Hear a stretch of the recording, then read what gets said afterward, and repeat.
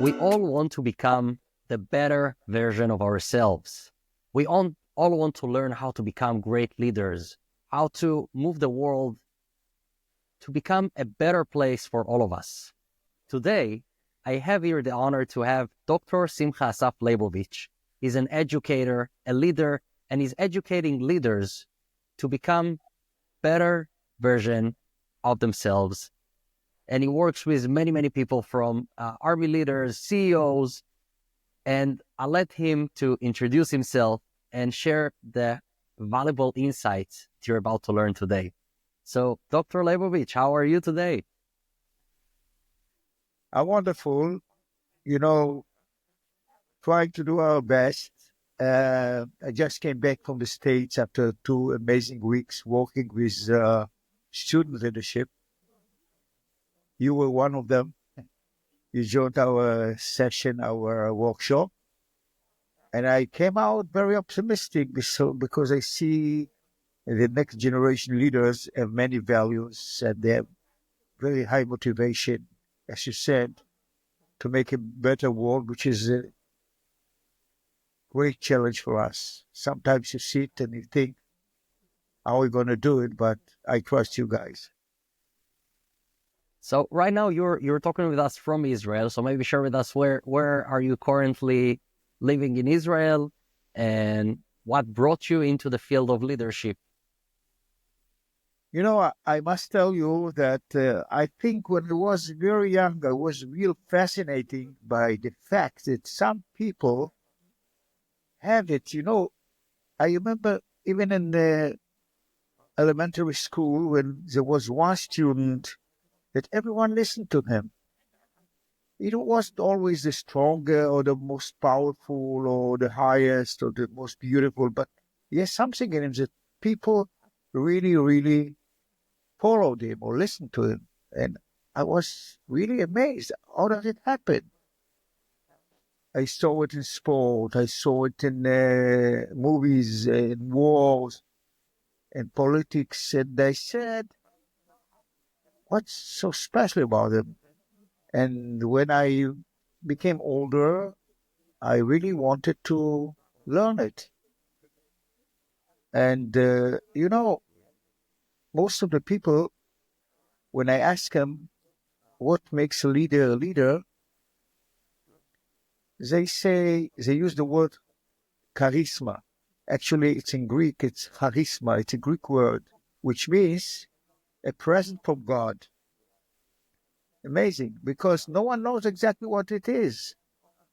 For many years, the research of leadership tried all kinds of ways to understand it, and they find that there's no way to, because some leaders are very tall and some very short. Some are beautiful like Barack Obama, or like movie stars or rock stars, and some look like, Menachem Begin, a small guy, or Ben Gurion stands next to de Gaulle, who was the president of France, and this was the man who established the state of Israel. People like that, you don't understand and that's what fascinating me, and I'm trying to learn. And you know what I learned? Leaders are born. So some people say, so how do you teach leadership? If you don't have any leadership, I can't teach you. I can help you to develop what's special about you. And you know what I tell to many of my students? At least you lead some person in the world. You lead yourself. You set yourself goals. You set yourself a vision. You have your own strategies. You plan it. Plan it and work. And that's why I like the name of your podcast, to make the best of yourself. That's also a kind of leadership. You motivate yourself. So everyone at least leads some person. And we get married, you lead your family. So I think teachers that have to lead a class must have leadership. Otherwise, they are in bad shape, Yeah, leadership is very important. And Yeah, there is a big question. Yes, that's why I started with it. So there is a question, a good question to begin with. what is leadership? Because it's a word everyone is familiar with this word, but maybe we can define it in any way that would be easier for people to connect to the leader that they have in them, as the unique thing. As you said, each one of us has a unique thing in us that you help people to connect to that part in them. So maybe, what is a leader in your opinion? What is a leader? Yeah. Actually, the definition of leadership, there are so many different definitions. You can write 5 books only with definitions. But in general, you would say people who motivate other people to according to a vision they have or to targets they have. So to motivate people and fulfill goals, it brings people to fulfill goals to really to succeed. And so you can ask me another question. So what are the difference between a leader and a manager?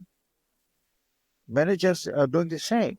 I would say some managers, when you use your formal power, like if you don't do this, I'll fire you, I'll punish you, you are a manager. But if you use your inside power and you motivate people by your personality, you are informal leader. This is leadership. And you know, by the way, leaders, it's about change. They want to change. If you're just a manager, you would like to please your board of directors,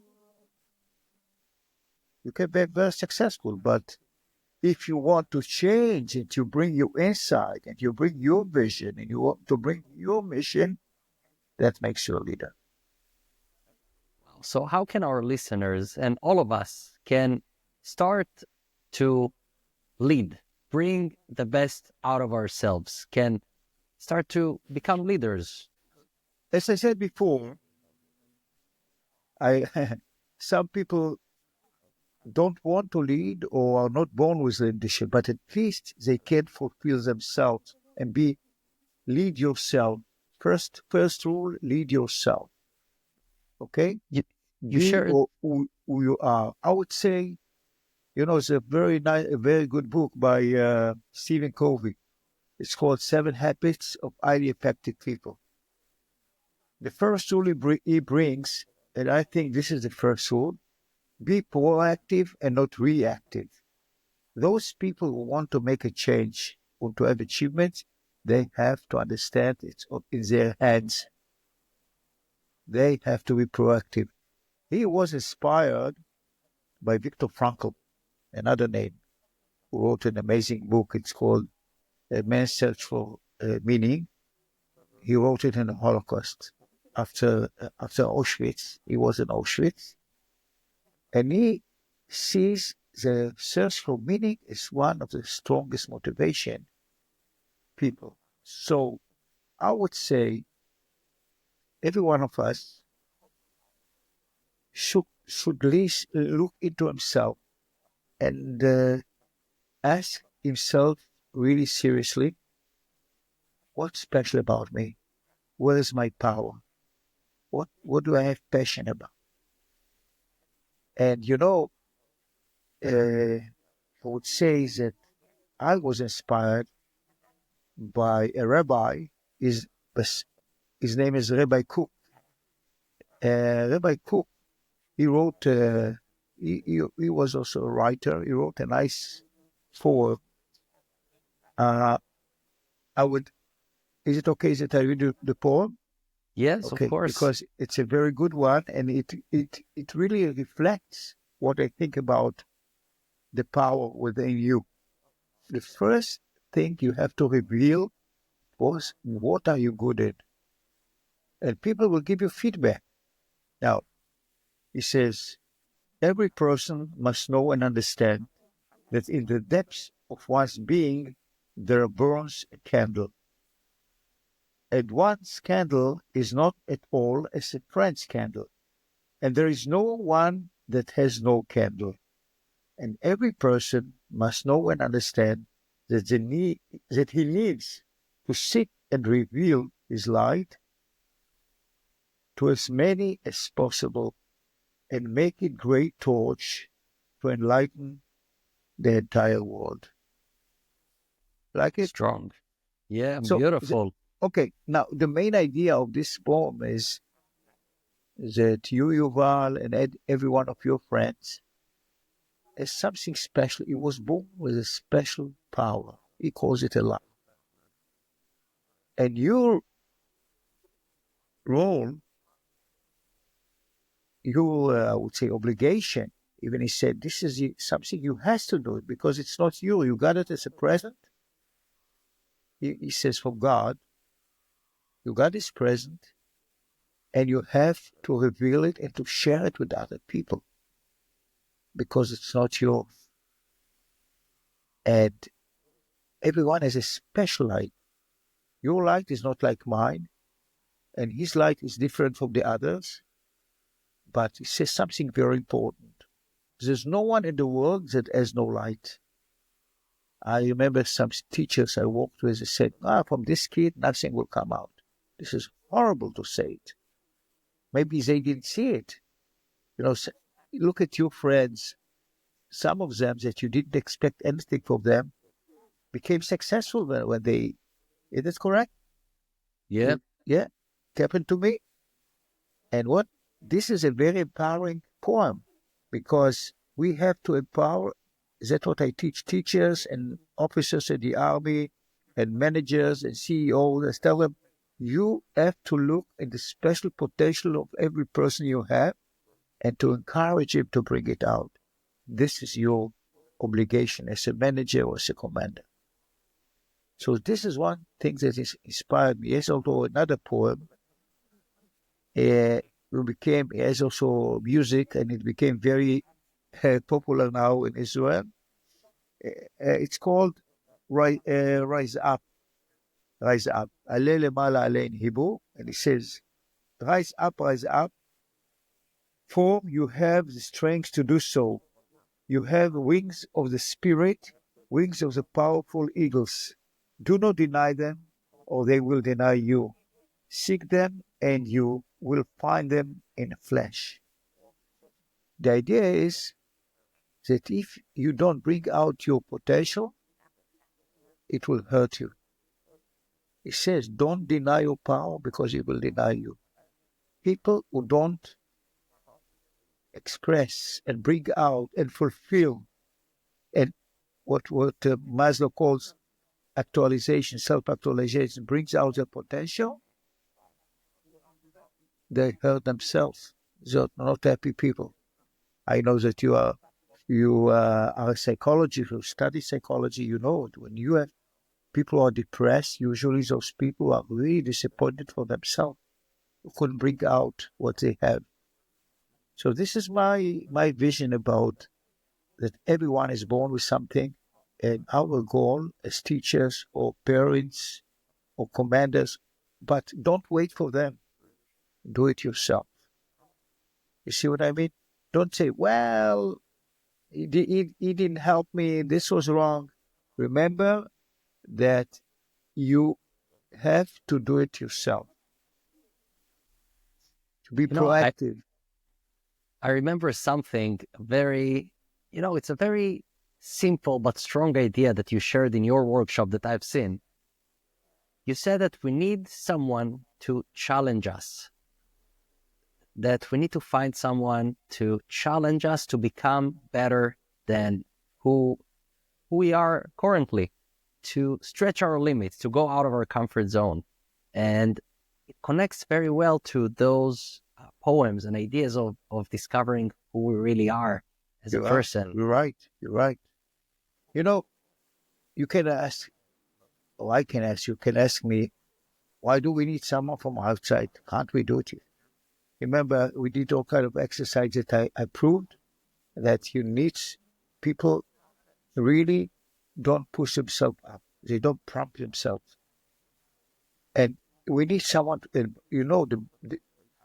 everyone remembers those educators or those teachers or those commanders or those friends who challenge them. The more you challenge someone, the more he respects you. But if he knows that the challenge comes to help him, because we maybe we are lazy, maybe we don't trust ourselves, all kind of reasons. Maybe we are not confident, we don't have the self-esteem, you know. But the main idea is that to find someone who will challenge us. If he doesn't come, if I will ask you, are you ready for an exercise? I'm ready. Okay. Close your eyes for a moment. Close your eyes, okay? And now think about someone. I want you to invite to our meeting between us someone that you interacted with that had a great part on your life, who really was influential. He left a mark of you. He was so meaningful to your development. He really was special for you, and he left a mark on you. Okay, do you have him? Yeah. Open your eyes. Now, I'm not a mentalist. I'm not, there's someone, what's his name, in Israel, very famous, Sushar. His name is Sushar. He's very successful all over the world. Maybe he's the most known Israeli in the world. Or Uri Geller, who used to live in England. Remember Uri Geller? What I do is based on the research, which I'll send you to read to this research too, everyone. And I will say 4 things about the person you choose. And my assumption is, research assumption, is that 2 of the 4 will appear in your, at least 2 will appear in your personality. Okay? The first thing I want to say about this person is that he gave you the feelings that you are important to him. He gave you attention and even aroused feelings in you. Is that correct? Yeah. Okay. I'm proud with 1 of 4. Maybe you are a mentalist. No, I'm not. It's based on the research. I'm not a mentalist. The second thing is, this man or person, maybe it was a woman or man, wasn't always easy on you. He raised the bar. He pushed. He really was challenging. Yeah. Whether it's intellectual, physical, he really demanded. Is it correct in your case? Yeah, correct.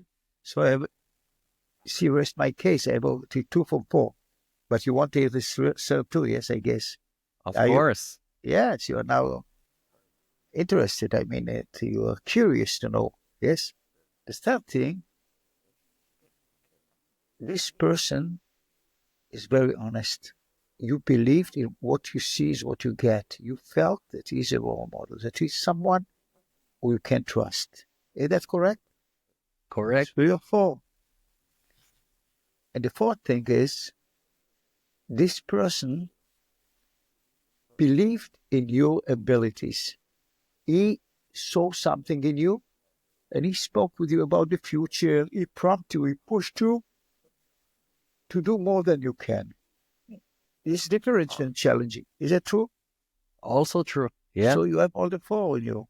4 out of 4. These 4 characters, that's what usually happens. I want to be on the safe side, that's why I say 2, but usually all 3 or 4.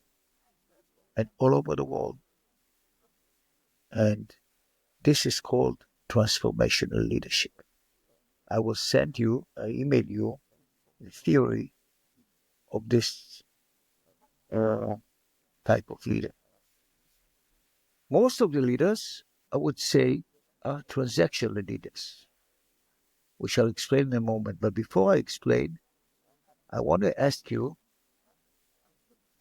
how come you had so many people who tried to impact, to leave a mark on you, or to be influential, or to be meaningful to you? What was special about this person that you brought up? Always challenged to become better. Mm-hmm. Always knew that I can do better. Mm-hmm. Maybe he had such an impact that you decided to start this podcast, yes? Yeah, I guess so. Okay. The other type of leadership, according to this theory, it was developed by Bass and then by Evolio from Binghamton University, upstate New York. And I think you should go to the research. Very interesting. And we tried to bring it into the Israeli army. And we used it. We tried to teach our officers to be transformational and not transactional, because the other type is called transaction. A transformational leadership has an impact from inside. A transactional leadership uses outside motivation, like candies, prizes, send you home for vacation. A transformational leader speaks to you about the idea, how to do it, why it's so important. Okay? So transformational leaders always achieve much higher achievements from their employees or from their soldiers or their students. Transactional leader, see, I asked teachers in high schools in Israel, I was asked to try to give some leadership in the high school system. How do you make your students to listen to the class? You know what they say? We tell them, it's going to be in the test. That's it. This is transaction. One day after the test, they delete all what they learned. Yeah, you don't remember. You memorize and you forget. Yes, you memorize, and you might get a good grade.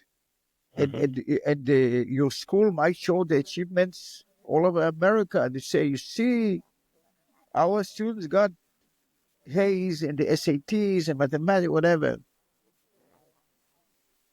But you know what's sad for me is that most of those who participated, I did it with thousands all over the world. I taught in Mexico, in the United States, all of the states, and Canada, and South America, and South Africa, Ukraine, of course, Israel. And it's the same. Most of the people don't bring teachers, unfortunately. They bring here and there, they bring teachers. You know what? Because most of the teachers are transactional, not transformational. And you know what? I don't blame them, because the system is built on grades, on achievements. They don't care if the student knows it. You got to go to that. That's it. Transformational teachers develop a passion to love the subject, the topic, the materials. Transactionals teach you for the grade, for the tziyun, what you call enable. Wow. So what do you think? You think it's possible to change the educational system to Only be they'll become transformational? transformational. Listen, there are 40 kids in the class, or 35, but we need small classes, and we have to change their attitude, and we have to change the parents' attitude. Because the parents, especially in America, when it's private schools, they pay. Say, if they ask you questions, and they are very tough on the teachers. And the teachers say, you know what? That's what you want. That's what you get. It's not easy. And you want an Well, example? Excuse me. yeah. I An can give example you an for what? example of a transformational officer in the Israeli army. Mm-hmm. And I want to dedicate him our meeting, because unfortunately he died on October 7th. His name is Tomer Shoham. I never met this guy. I never met him. Actually, I met his parents after I read something he wrote. And then I started to interview his soldiers. And when I look at the 4 criteria, first of all, he cared about every soldier he had. he wanted to visit their homes. You do it in the Israeli army, but usually you don't go to all the homes. You give this officer, this sergeant, and he insisted on going himself to every soldier. And he had a soldier. I'll give you two examples what it means to give personal attention. He's a soldier who came from the States. No, I think I'm not sure it's state of France. It's a volunteer, it's a lonely soldier to the Israeli army. And if he went himself to help them to find an apartment, it was this obligation. It was like he went to see, to make sure the soldiers has a home. And then, that's what the soldiers told me. Every holiday, he used to come with coupons, and he told the soldiers that the army gave him to give him. But actually, he got it from his parents. They got from their work, and I think his mother, and he gave it to his boss. And he had another soldiers that failed 8 times. The special test for your ability. It's called kosher. I mean, how do you walk out? And you have all kind of challenges to pass. And these soldiers failed 8 times. It never happened before. After 2 or 3 times, they kick you out of the unit. But this soldier wanted so hard, and he insisted that he will go all the way in the soldier. The 9th time, after 8 that he failed, the 9th he said, I will go with you. I'll run with you all the way. And he challenged him. He didn't touch him. He challenged him, and he succeeded. This soldier will never forget him. The second thing, he really challenged his soldiers. In the beginning, they didn't like him, because when everyone went to sleep, he used to, let's 3 minutes, clean our guns and make them ready for tomorrow. And they said, no one is doing that in the army. He said, no, I am doing it and you will do it. They told me that in the war, this was the best thing he taught us. They were the lowest.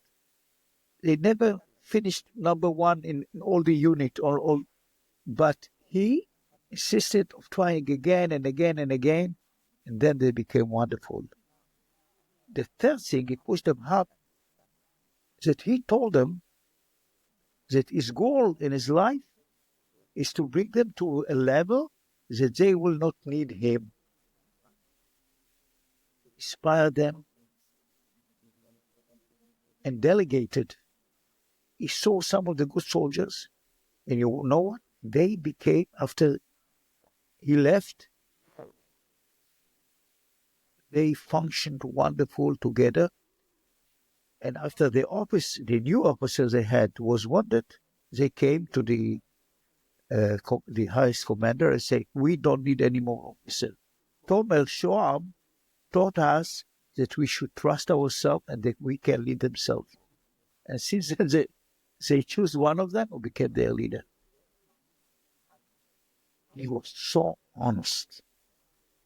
They believed, because he never told them to do something that he didn't do. He was a role model.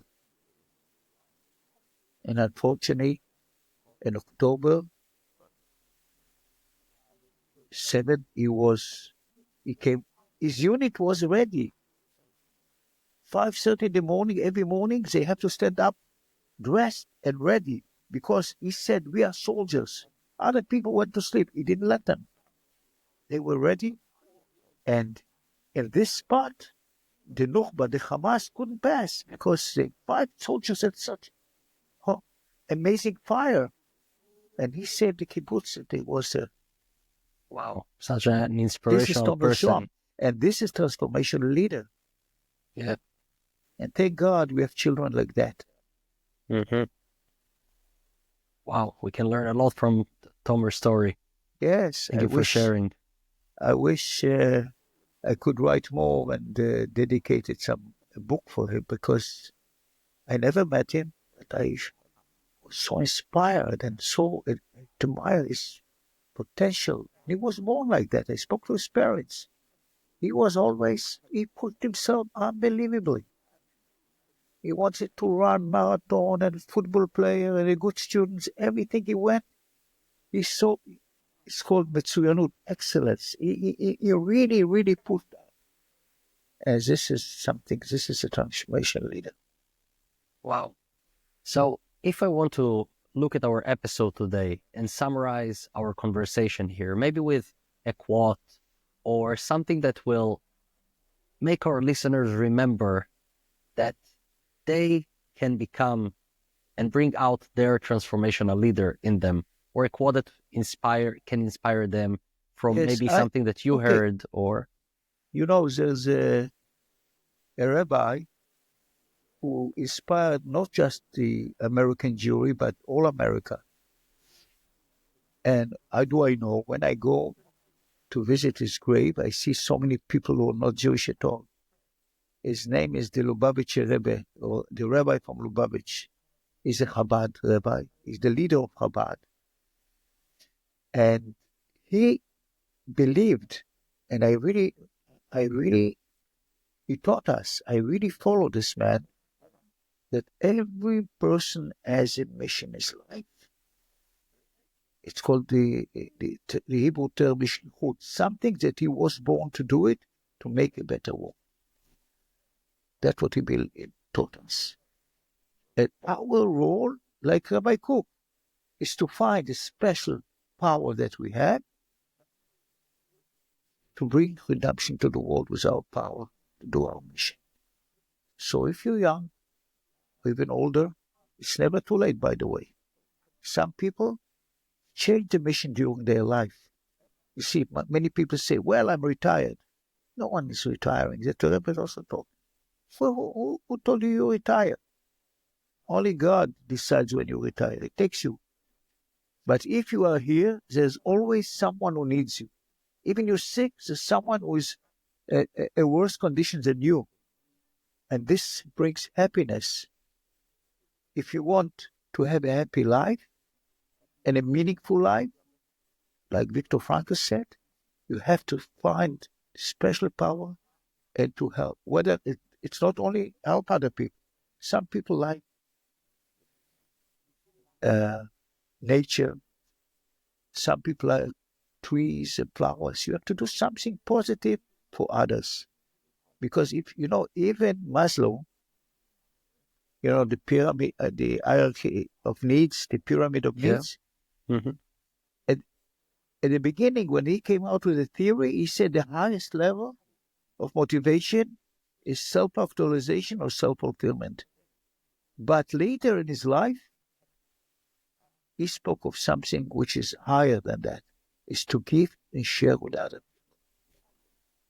Look what happens to very wealthy people or people who did it in their life.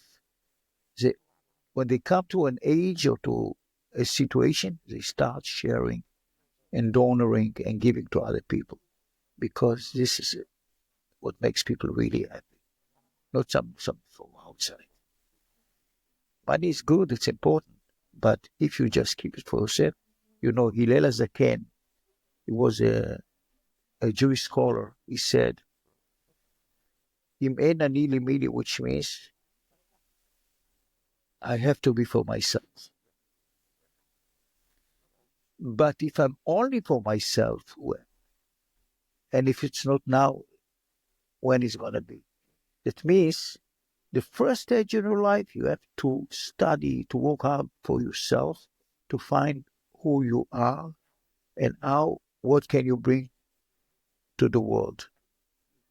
But after that, when you know who you are and fulfill yourself, you have to take it and to share with other people.